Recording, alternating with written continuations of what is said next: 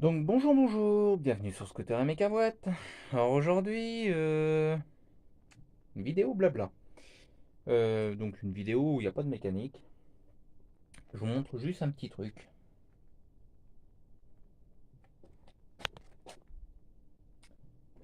C'est de nouveau démonté. Donc en général, quand c'est de nouveau démonté, c'est pas bon. Donc par où je commence? Comme vous savez, dans les dernières vidéos, on a remis le rideau en route. Après, j'ai fait une réparation du compteur. Qui au passage, j'ai reçu un compteur avec la partie cristaux liquide fonctionnant à 50%, puisque la partie de la jauge ne fonctionnait pas. Donc j'avais pris l'addition de remonter le mien, sauf que le mien, j'avais galéré pour régler l'heure. J'ai résolu je me suis dit, bon, pas grave, c'est l'interrupteur, les interrupteurs, je récupère les interrupteurs du compteur qu'on m'a vendu, je l'enquille dessus. Sauf que ça n'avait pas décidé comme ça, parce que le problème c'est que j'ai changé les interrupteurs, et résultat des courses, je pouvais plus régler l'heure. Ça m'a même littéralement mis tout l'affichage du compteur en court-circuit. Donc, ce qui est à dire que dès que je branchais le compteur, en fait, ça fumait.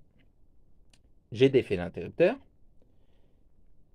ça n'a pas résolu le problème. Le mal était déjà fait. À savoir que, non, je vous explique déjà pour le problème du compteur que j'ai acheté, hein, du gros fils de pute qui m'a arnaqué, parce que pour moi j'appelle ça comme ça.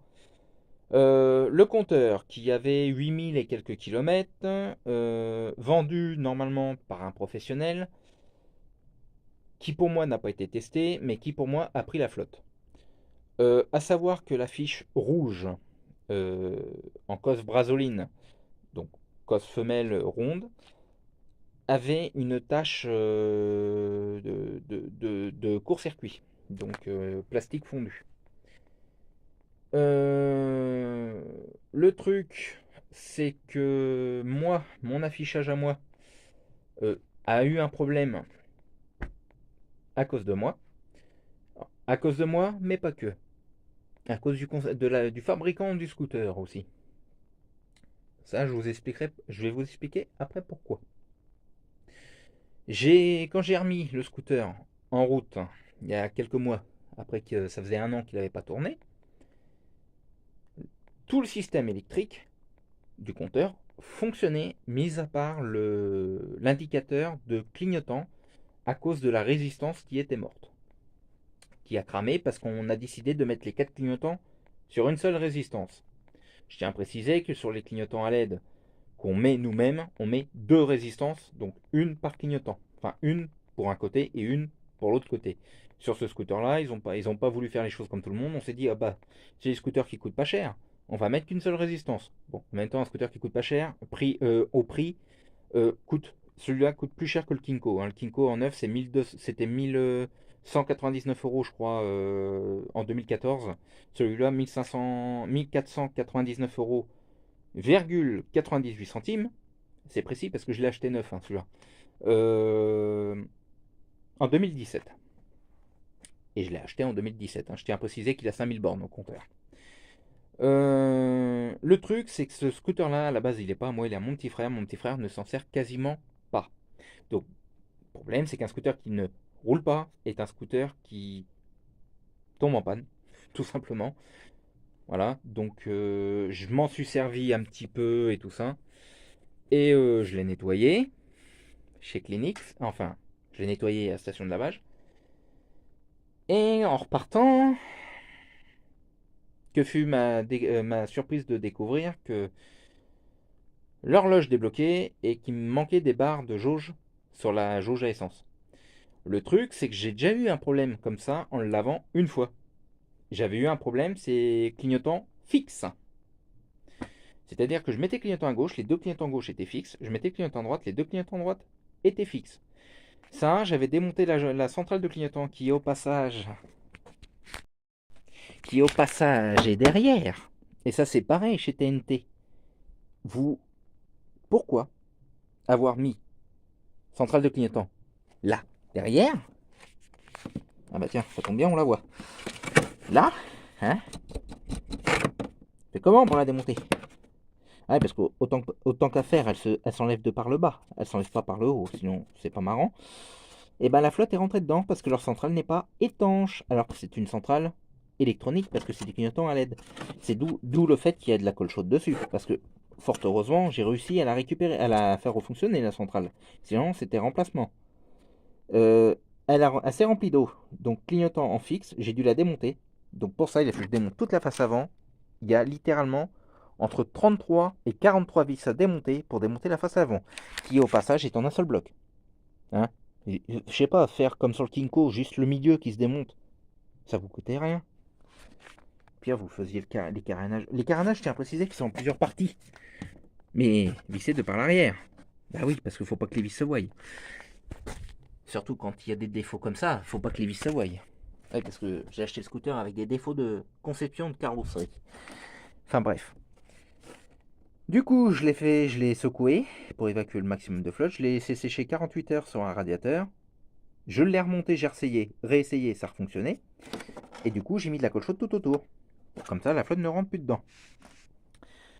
Sauf que,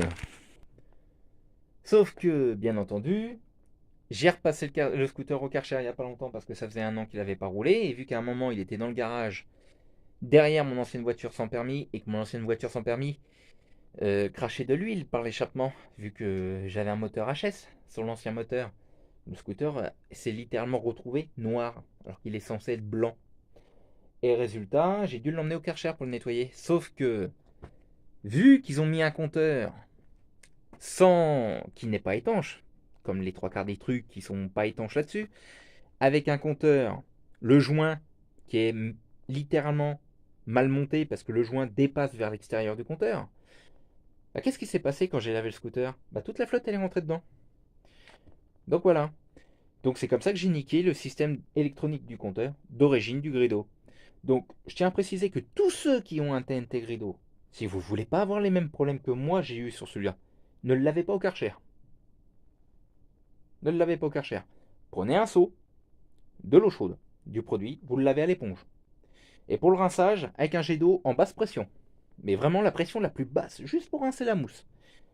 Et surtout, bon, là normalement il y a un carénage qui est là, mais évitez de passer en dessous, entre le compteur, entre la partie là et le dessus du scooter. Évitez. C'est un conseil que je vous donne. Vous en faites ce que vous voulez. Moi je l'ai fait au Karcher, j'ai la centrale qui m'a déconné et par chance j'ai réussi à la faire refonctionner. Et maintenant c'est le compteur. Alors je vais recommander un compteur d'occasion en espérant que je ne me fasse pas entuber cette fois. J'ai trouvé plusieurs compteurs. J'en ai trouvé un sur eBay à 20 € plus 10 € d'envoi. J'en ai trouvé un sur Surplus Moto à 39,99 €, mais je ne sais pas les frais d'envoi. Et j'en ai trouvé un sur un autre site internet. Mais je suis mitigé parce que 9 €, voilà. Ce que je vais faire, c'est que je vais essayer de me trouver une chambre à air de tracteur, tondeuse. Et ce que je compte faire, c'est que je vais essayer de faire une protection sous le compteur pour éviter que quand je vais le nettoyer, que la flotte passe de par en dessous. C'est quand même con parce que quand vous regardez, il n'y a vraiment pas grand chose. C'est ça le pire. Ils auraient au moins pu faire un putain de soufflet là-dedans. Je sais pas. Ou au moins faire un compteur étanche. Non, parce que je tiens à préciser que ma Yamaha DT50 qui a un compteur 100% électronique par rapport à celui-là, parce que celui-là on est sur du 50-50. C'est-à-dire que la partie vitesse est mécanique, la partie jauge et horloge est électronique. Sur le DT, c'est 100% électronique. Je l'ai passé au Karcher un nombre incalculable de fois, j'ai jamais eu d'emmerde. Le compteur universel qui est dessus est full électronique. Un nombre incalculable de fois que je l'ai passé au Karcher. La 50, je l'ai depuis 2015. Elle a roulé de 2015 jusqu'à 2021-2022, si je dis pas de conneries. 2022. Oui, ça va faire 3 ans qu'elle est en rade. Jusqu'à 2022, elle est passée un nombre incalculable de fois au Karcher. J'ai jamais eu d'emmerde niveau compteur. Lui, il est passé 2 fois au Karcher, 2 emmerdes. Donc lui, c'est terminé, il n'y va plus au Karcher. Alors, le vendeur qui m'a vendu le compteur, qui d'ailleurs ne déconne. Je dis que c'est un gros fils de pute et un gros enculé. Alors je vous explique le pourquoi du comment. Parce que je l'ai contacté, j'ai envoyé 45 messages, il ne m'a jamais répondu. Et il n'y a pas de numéro de téléphone pour l'appeler. Sinon c'est pas drôle. 40 balles de compteur. Compteur non à part le kilométrage, pas dans l'état qui était marqué sur eBay, parce que sur eBay c'était marqué état parfait. Parfait avec ou sans la terre? Parce que moi je l'ai reçu avec de la terre quand même le compteur. Et en plus le mec qui l'a démonté le compteur, j'ai envie de lui mettre une mandale. Parce que le compteur, en fait, la partie qui tient, qui fait l'entourage du compteur qui est grise et noire, en fait sur le couvre-guidon, il y a deux clips en haut. Et le mec a cassé les deux clips. Déjà, ça commence comme ça. Il a démonté toutes les vis du support alors qu'il n'y avait pas besoin. Il y a une ou deux vis. Une vis sûre qu'il n'y a pas besoin d'enlever. Je ne sais pas pourquoi il l'a enlevé. Résultat, je sais que le compteur a été ouvert puisque le joint qui a à l'entourage du compteur était massacré comme pas permis. Alors, je sais que chez TNT, le joint, il y a un défaut, d'accord? Que le joint, il y a un défaut de conception, que c'est mal monté. Mais là, le problème, c'est que contrairement au mien, le joint ne dépassait pas pareil que le mien. Il dépassait à plusieurs endroits. Autre chose qui me fait penser que le compteur a été démonté, parce que manque de bol pour le gars, c'est que le scooter que moi j'ai, il est neuf. C'est moi qui l'ai acheté neuf, ce scooter-là. J'ai j'ai été au magasin, j'ai fait, voilà, je veux celui-là. 1500, 1499,98 €, plus 50 € de frais d'immatriculation. Je l'ai acheté neuf. J'ai la facture, je l'ai acheté neuf. Je l'ai même acheté chez Établissement Develay à Châteaudun. Et le truc, c'est que ce scooter-là, quand j'ai ouvert le compteur, étonnamment, il y a des trucs qui ne correspondent pas au compteur que j'ai acheté d'occasion. Comme le fait que qu'il y a un condensateur sur le mien, il y a un condensateur sur celui d'occasion, et bah étonnamment, celui d'occasion, il y a de la colle chaude autour. Pourquoi? Les fils électriques, le rouge, le vert, le marron, le noir et le jaune, moi, il n'y a pas de colle chaude dessus, côté circuit imprimé. Pourquoi sur le leur, il y en a? Bah tout simplement parce que le compteur, ils savent très bien qu'il a pris la flotte et qu'il y a eu des courts-circuits. Donc ils ont refait les soudures, mais comme c'est fait là, ils avaient peur que les fils, avec l'étain qu'ils mettent ou le flux qu'ils mettent, ça tienne pas. Bah ils ont mis de la colle chaude, comme ça les fils ils tiennent. Sauf que bah, le problème, bah, c'est que ça peut peut-être tenir. Le problème, c'est que le compteur, il a fait un court-circuit avec leur machin. Voilà. Et, euh, et ce qui peut aussi expliquer pourquoi que la cosse rouge, il y avait une tache de court-circuit dessus. Tout simplement parce qu'ils ont dû vouloir tester le compteur, je sais pas sur quoi, puis ils ont fait un court-circuit. Voilà, tout simplement. Donc du coup, bah, je vais racheter un compteur, hein, et j'espère que cette fois ça sera le bon, parce que je commence un petit peu en avoir jusque-là, hein, littéralement. Donc j'espère que ouais, ça sera le bon, et voilà. S'il y en a qui connaissent Surplus Moto, dites-moi-le, ou Surplus de roue, je sais plus. Euh, je vous mettrai le lien en description, ça sera uniquement pour cette vidéo, ça sera le seul lien. Dites-moi ce que vous en pensez de ce site, si c'est un site fiable ou pas. Alors je vous dis ça parce que je commence à être méfiant sur les sites que je connais pas, parce que j'ai commandé sur un site internet il y a quelques temps pour la Golf à mon père une boîte à gants de Golf 3, 1,9 litre diesel, parce que on nous a cassé la boîte à gants, en fait quelqu'un, le gros couillon qui m'a aidé à faire le berceau de la Virgo. Oui, parce que ceux qui se disent on se parle plus, voilà, je tiens à préciser. Ce mec, soi-disant s'y connaissait en voiture. Moi, je l'avoue, les voitures, c'est pas mon truc. Les voitures normales, c'est pas ma cam. Voilà, j'y touche pas, c'est pas mon truc.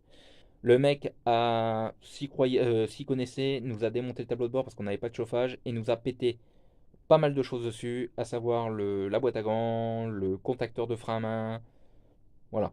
Bref. Et le problème, c'est que j'ai fait toutes les casses par chez moi pour avoir une boîte à gants de Golf 3 et c'est introuvable. Là, actuellement, j'en ai une dessus. On en a réussi à en trouver une, c'est sur. Je sais plus le site. J'ai réussi à en trouver une, mais j'en avais commandé une sur un autre site. J'ai reçu un mail comme quoi votre article est livré dans votre boîte aux lettres. Alors sur le coup, quand on m'a dit ça, ça m'a paru bizarre parce que ma boîte aux lettres, tu peux pas mettre de colis dedans, c'est impossible. Surtout ce qui fait la taille d'une boîte aux lettres, donc un carton qui fait plus de 40 centimètres de long, non, dans la boîte à lettres, qui est pas possible. Surtout que la boîte à lettres, elle fait littéralement la taille du top case, donc c'est pas possible. Je vais voir quand même, même si je savais que c'était pas possible. Bon, bah, bien entendu, pas de boîte à gants, j'appelle Colissimo. Colissimo me disent, bah non, non, ça a été livré, mais pas à l'adresse que vous nous dites. Bah j'ai pourquoi. Bah attendez, on se renseigne. Le numéro de suivi qui était faux. Le site s'est mis de l'argent dans leur poche et m'ont tubé de 33 euros. Donc voilà. Ça fait un peu comme un fameux site qui s'appelle le site Claboutique, hein, où j'avais commandé un phare pour la Virgo 2. Donc je tiens à préciser que la Virgo 2, les phares, c'est des phares de Corsa. Et que le phare, je l'ai commandé, je l'ai payé, je l'ai jamais reçu. Alors, à l'heure d'aujourd'hui, ça fait un an et demi. Je leur ai envoyé des messages, ils ont commencé à me répondre dans les débuts. Ils m'ont répondu les 3 premiers messages, ils m'ont répondu, puis après, calme plat. Donc voilà. Donc c'est pour ça que je suis méfiant maintenant sur les sites que je connais pas. Même sur les sites que je connais, je commence à être méfiant. Voilà. Donc si vous pouvez me tenir au parfum, ça m'arrange. Merci. Et je vais quand même essayer de faire un petit live quand je serai en haut pour vous demander ça. Parce que cette vidéo-là, elle va pas sortir tout de suite. Mais je pense que d'ici là, j'aurai quand même la réponse en live. Voilà. Écoutez, sur ce, on se dit à une prochaine pour une prochaine vidéo. Pensez à vous abonner à toutes les chaînes YouTube que je vous recommande. LG Motorsport Racing, Mob 11, Gotha 11. Stremix 2.0, la chaîne YouTube de mon petit frère qui est une chaîne sur les jeux vidéo. D'ailleurs, à ce sujet, j'ai ouvert une deuxième chaîne YouTube, une chaîne YouTube secondaire qui est sur les jeux vidéo, qui s'appelle Jeux vidéo 2.0. Vous pouvez également aller voir si ça vous intéresse, je mettrai le lien également en description. Euh, je mettrai le lien en description de cette vidéo-là, avec le lien du site que je vous disais là, que je voudrais savoir si c'est un site fiable ou pas. Vous pouvez également vous abonner sur les voitures sans permis à la chaîne YouTube Bruno Devine. Et on se dit à une prochaine.